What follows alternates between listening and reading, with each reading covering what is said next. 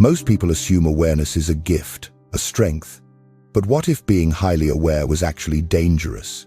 Uncommon awareness isn't just noticing more than others. It's seeing the subtle tensions in a room, the truth behind someone's smile, or the disconnect between what's said and what's meant. It feels like a superpower, until it doesn't. Because this heightened perception doesn't make life easier. It isolates you, and unless it's understood, it can quietly dismantle your relationships, your peace, and even your sense of self. Today, I'll show you why uncommon awareness doesn't just set you apart, it silently sets you up for collapse or transformation. The danger of uncommon awareness isn't that you misread the world, it's that you read it too clearly.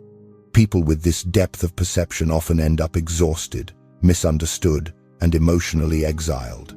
Not because they're broken, but because they notice the unspoken, the things others would rather ignore. When you sense what's beneath the surface, unspoken pain, quiet resentment, hidden fear, it changes how you connect with people. Small talk becomes unbearable. Relationships become confusing, and the more you see, the harder it becomes to unsee. Society isn't built for this kind of awareness, it's built on shared illusions that help people function. But if you see through those illusions, you threaten the balance. The cost? You might be called negative, intense, or even unstable.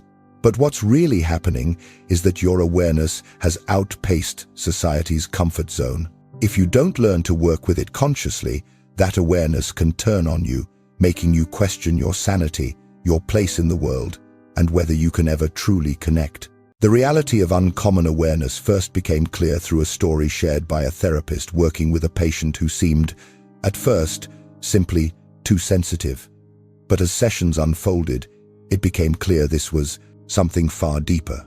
The patient could walk into a room and instantly sense what others missed: tension between co-workers, the emotional disconnect in a relationship, the hidden grief behind a stranger's calm exterior. She wasn't guessing. She was reading people with stunning accuracy.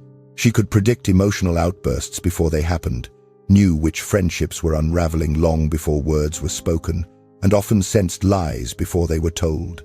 But far from being empowered, she felt constantly overwhelmed. Friends pulled away, claiming she was too much.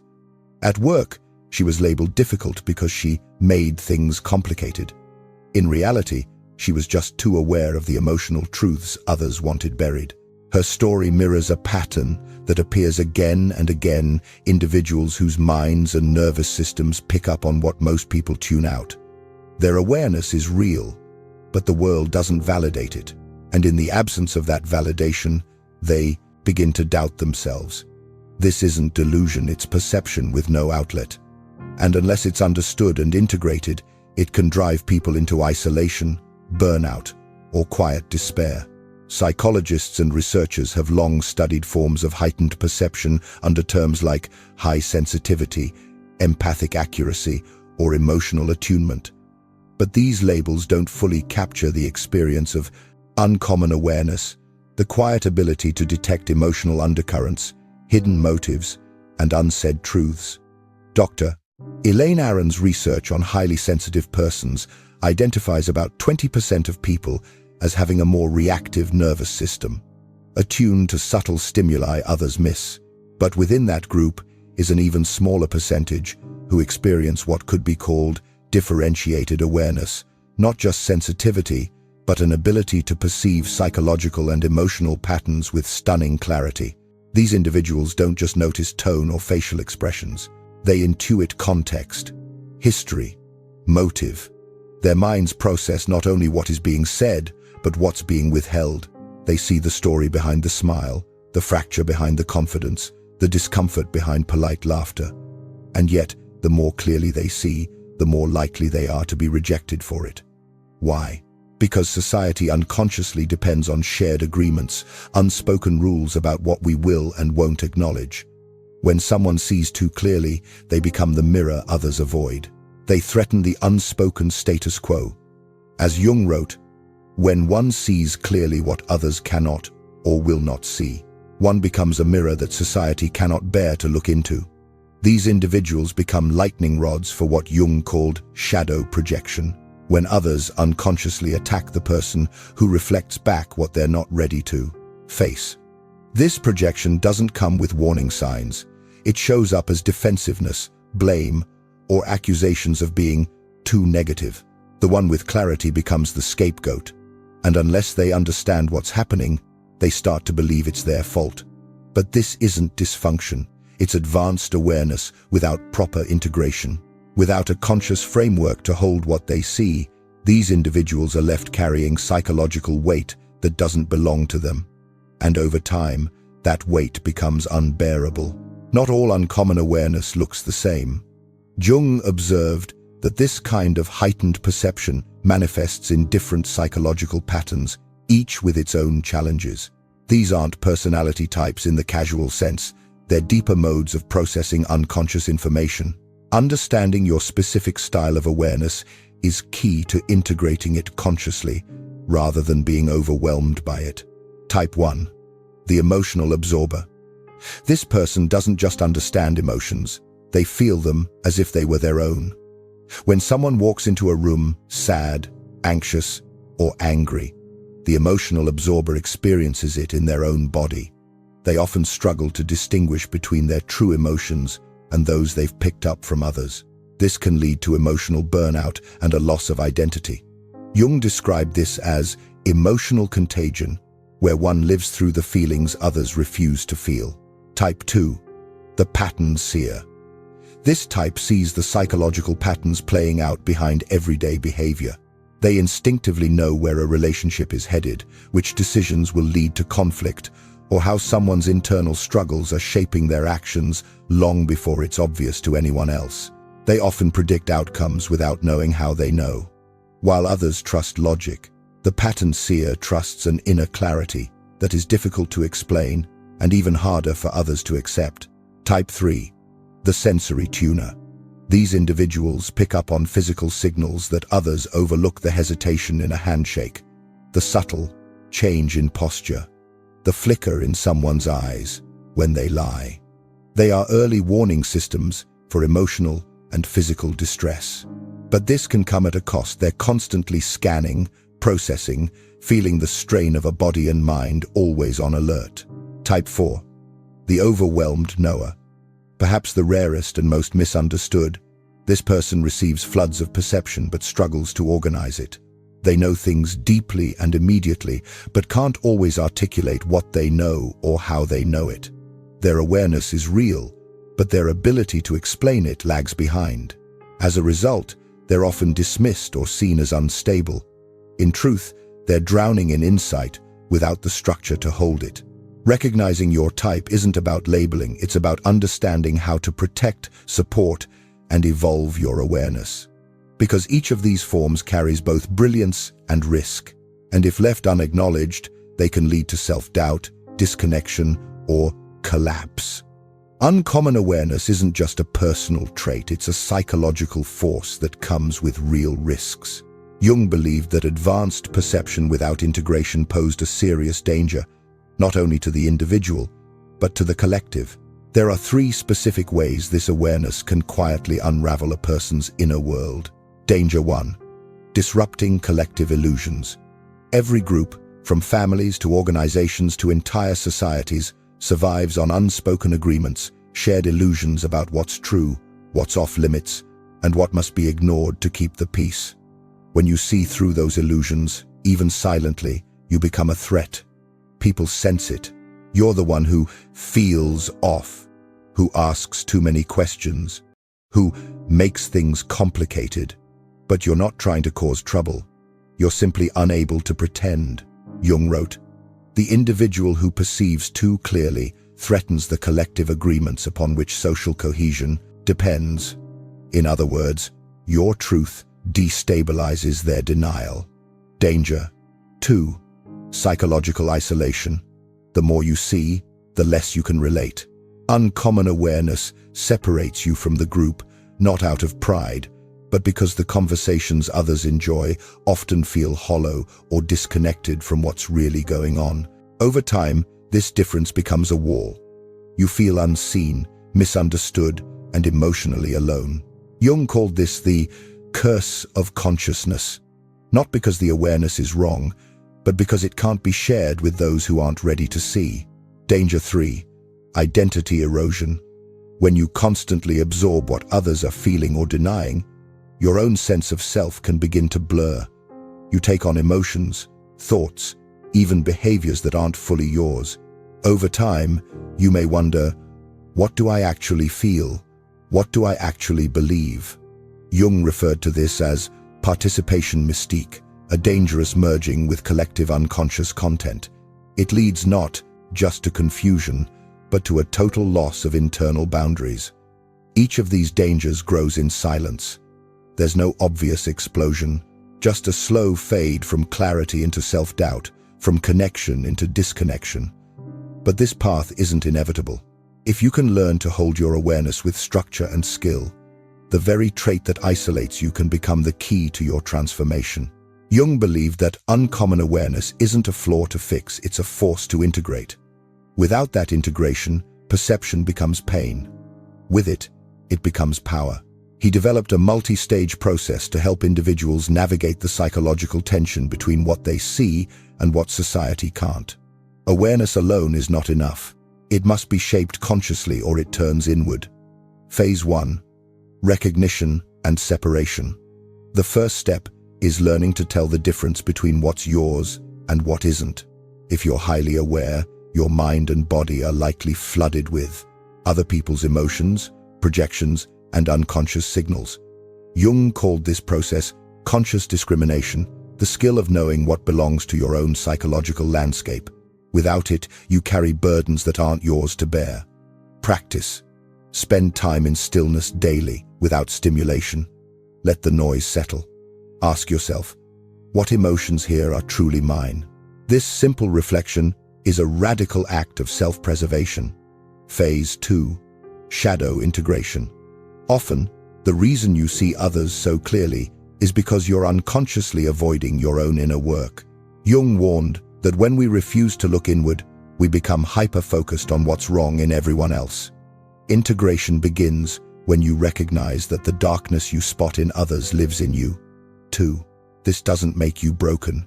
It makes you whole. Shadow work means admitting your own contradictions, not to shame yourself, but to see with compassion. When you own your flaws, the world's flaws become less threatening. Jung wrote, "Everything that irritates us about others can lead us to an understanding of ourselves." Phase 3. Conscious engagement. The final step is what Jung called conscious participation, engaging with the unconscious in others without getting swallowed by it. This is where awareness becomes service. Instead of reacting, absorbing, or preaching, you become a grounded presence. You can hold space for others' truths without sacrificing your own. Jung taught that this requires developing what he called psychological containers, the internal strength to hold what you see without becoming it. Your job isn't to fix or carry everyone's truth.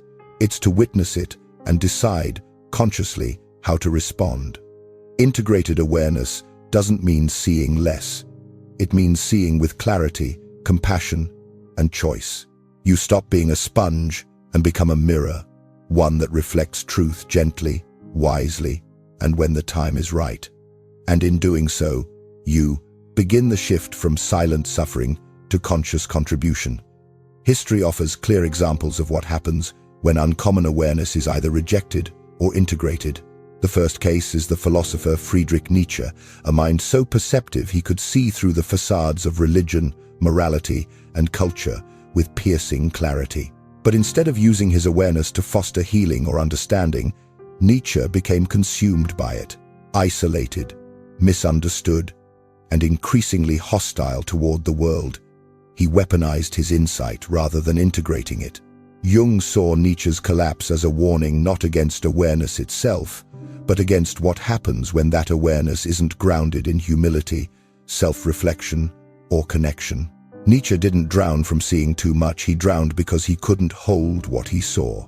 By contrast, the medieval mystic Meister Eckhart experienced equally profound perception but chose a different path. His awareness was spiritual, psychological, and deeply rooted in compassion. Rather than isolating himself or attacking the unconscious world, he spoke in ways that helped others understand it. Eckhart became a bridge, a translator of hidden truths. Jung admired Eckhart's ability to offer his insight without ego, using it to uplift rather than confront. This was the power of integrated awareness, not to dominate or destroy, but to gently illuminate. These two lives show us that uncommon awareness alone doesn't define our path. It's what we do with that awareness and how we carry it that determines whether it becomes a burden or a blessing. Jung didn't just study uncommon awareness, he lived it. In 1913, after his break with Freud, Jung entered what he called his confrontation with the unconscious. For years, he was flooded with visions, symbols, and inner experiences that felt, at times, like madness. But instead of collapsing under the weight of what he saw, Jung chose to explore it, to document it in what would become the Red Book. He later admitted, "I was menaced by a psychosis and was saved only by my ability to understand what was happening to me."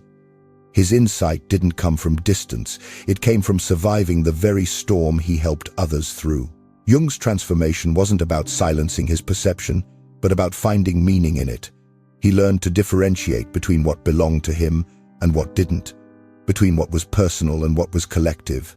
That discernment became the foundation of his therapeutic approach. Jung's legacy is proof that uncommon awareness doesn't have to destroy you if met with courage and conscious development. It can become the very thing that brings you and others back to wholeness. No one integrates uncommon awareness alone. Jung understood that awareness, no matter how refined, needs resonance relationships where perception doesn't have to be hidden, downplayed, or denied. He identified 3 kinds of people who are essential for those walking this path. Type 1. Fellow perceptive individuals. These are the rare people who just get it. You don't need to explain your insights, they meet you there. The connection is immediate, often intense, and rooted in shared experience. Jung called this recognition between individuated souls. People who have walked through the fire of self-awareness and emerged with humility and strength. These relationships feel like home. Type 2. Those actively doing inner work. They may not share your level of perception, but they value it. They're in therapy, in reflection, on a spiritual or psychological journey. They respond to your insights not with fear, but with curiosity. Jung said, "Those who have begun to know themselves can bear to be known by others." These individuals are open enough to hear the truth without collapsing under it. Type 3. Natural containers. These are grounded, mature people who can hold space. They may not be emotionally intuitive, but they have a calm strength, the ability to listen deeply without rushing to fix or deflect. Their presence gives you permission to be fully seen without needing to filter yourself. They don't mirror your awareness, but they protect it. Uncommon awareness doesn't need constant validation, but it does need safe places. The right relationships won't just accept your perception, they'll help it evolve. If you're highly perceptive, you've probably learned the hard way. Not everyone wants to know what you see. That's why Jung taught what he called a gradual revelation protocol, a method for discerning who can truly handle your awareness. Step 1. Begin with light, surface-level insights. Offer gentle observations, not full truths. Step 2. Watch their response. Do they shut down or get defensive? Or do they lean in, curious, even if uncomfortable? Step 3. Increase depth slowly, only if trust grows. Step 4. Frame your insights as invitations, not conclusions. Say, "I wonder if," instead of, "I know that." Your perception is powerful, and power needs discernment. You don't owe your insight to everyone. The goal isn't to be fully seen by all. It's to be wisely revealed to a few who can hold it. Because when your awareness is shared with the right people, it stops being a burden and becomes a gift. Uncommon awareness, when ungrounded, can turn against you. Jung warned that those with heightened perception are especially vulnerable to what he called psychological traps, patterns that feel like progress but quietly erode your well-being. There are 4 common pitfalls that derail the journey from awareness to integration. Pitfall 1. Identification with awareness. When your perception becomes your identity, you stop growing. You begin to be the one who sees more, understands deeper, knows better, and that identity can isolate you. Jung called this psychological inflation, when the ego identifies with a superior function and loses humility. The moment you believe you always see more than others, you've stopped seeing yourself clearly. Pitfall 2. Withdrawal into superiority. After repeated rejection or misunderstanding, it's tempting to pull away and decide, no one else gets it. This creates a false refuge, the illusion that you're better off alone. But Jung warned, isolation isn't individuation. It's often disguised resignation. Real integration happens not in escape, but in conscious engagement with the world. Pitfall 3. The helper identity. Some perceptive individuals become addicted to being needed. They build their sense of self around fixing others, offering insights, and always being the emotional anchor. But when perception becomes a performance, a way to earn love or worth, the person disappears behind the role. You stop being you and become only what others lean on. Pitfall 4. The overwhelm loop. Even integrated individuals can regress. Life, stress, trauma, or emotional exhaustion can flood your system with perceptions again. You lose your inner boundaries, absorbing everyone's emotions as if they were your own. Jung reminded us, integration is not a one-time achievement. It's a dynamic process, constantly requiring conscious attention. These pitfalls aren't failures, they're signals. Each one points to an area where your awareness has outpaced your structure. Integration means recognizing the warning signs before you get lost in them. Because the goal isn't just to see clearly, it's to live wisely with what you see. Awareness isn't static, it expands, contracts, and fluctuates with your environment and your emotional state. That's why integration isn't something you complete. It's something you maintain. Jung emphasized regular psychological hygiene for those with heightened perception. Spend time in solitude, not as escape, but to clear out what isn't yours. Practice conscious boundaries. Ask yourself before every conversation, do I want to take this in or let it pass? Keep a journal, create art, move your body, give your insights somewhere to land. Stay connected with people who ground you, not those who drain you.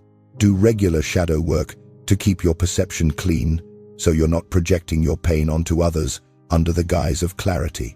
Integration isn't perfection. It's balance, a rhythm of seeing, feeling, and releasing. And when you care for your perception like this, it becomes something rare, a gift that strengthens you, rather than a burden that depletes you. The world doesn't need less awareness. It needs better integrated awareness. Jung believed that individuals with uncommon perception aren't mistakes, they're forerunners. People whose consciousness is evolving ahead of the collective. Their struggle isn't personal weakness, it's evolutionary tension. They feel what culture refuses to feel. They sense what's broken before it breaks. They carry insights that society hasn't yet learned how to hold. But to serve this role fully, perception alone isn't enough. You must learn to carry it consciously. Jung called these individuals consciousness pioneers, those who feel and know not just for themselves, but on behalf of others. Their role isn't to fit in, or to convince, or to fix. Their role is to become a new kind of presence, one that embodies truth without ego, compassion without overwhelm, and clarity without control. This is the final transformation, when your perception is no longer a reaction to what you see, but a response to what you're here to be. Your gift isn't your burden. Your unconscious relationship to that gift is the burden. Learn to hold your awareness with humility, wisdom, and structure, and you become what Jung called a vessel for collective evolution. You don't have to dim your awareness to survive. You have to deepen your relationship to it so you can serve something larger than fear, confusion, or self-protection. The world doesn't need you to be less aware. It needs you to be more conscious of how you carry what you already see. If you recognize yourself in this, you're not alone and you're not broken. You're part of a rare group with a rare responsibility. Share in the comments. Which type of uncommon awareness resonates most with you? What part of the integration process are you working through? And if you're ready to explore more about navigating the world with deep perception, subscribe for future videos. The world may not always understand your awareness, but this space is built for it. See you in the next layer of consciousness.